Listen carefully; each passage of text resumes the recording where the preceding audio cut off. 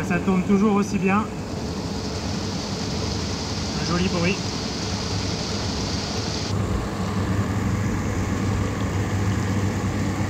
Voilà, donc on approche des 400 kWh de production.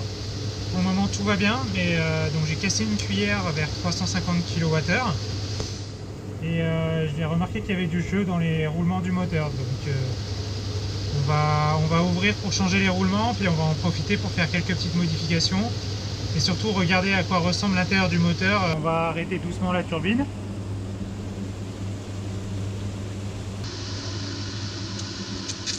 Hop, ça cavite un petit peu dans la... Alors, ouverture du bousin. Clac.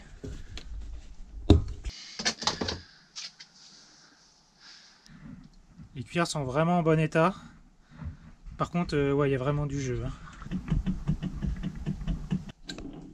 Ça fait quand même un sale bruit. Donc la première étape pour le démontage, pour ouvrir le moteur, c'est d'enlever toutes les cuillères.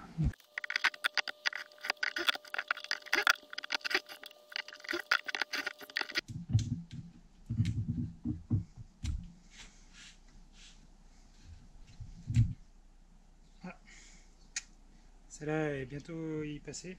Donc j'en ai 8 qui ont une fissure visible et une 9e qui a cassé au démontage.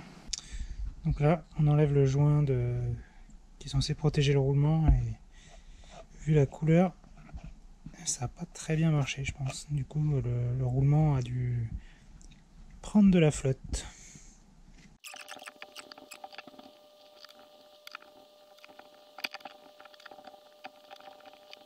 Pour séparer le moteur en deux, normalement ça se fait à la main, mais comme j'ai jointé tout le bord, j'ai dû bricoler un petit extracteur, quoi.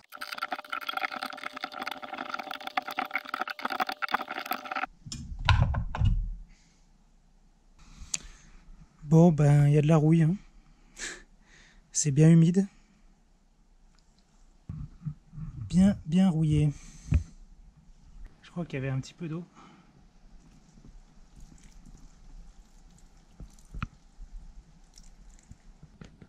Bon, ça a pris la flotte, mais c'est pas non plus la grosse cata niveau rouille. J'avais plus peur que ça. Du coup, j'ai changé les deux roulements, puis j'ai enlevé le porte-jet pour essayer un nouveau qui est un peu plus grand, puis avec un angle d'attaque légèrement différent. Faut faire attention avec les aimants, hein, de ne pas se coincer les doigts. Hop.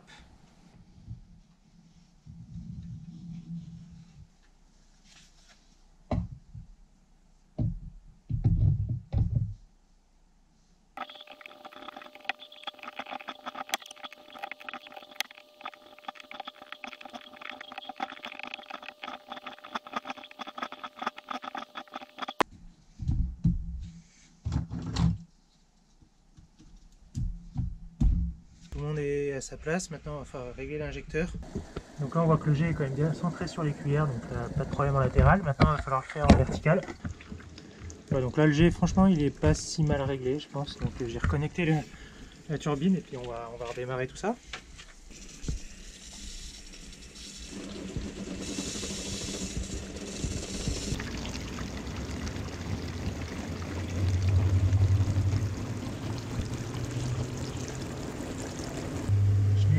Pas perdu ni gagné 1 watt, donc je suis toujours à 235 là pour 33 volts, donc ça si c'est un petit peu mieux qu'avant quand même.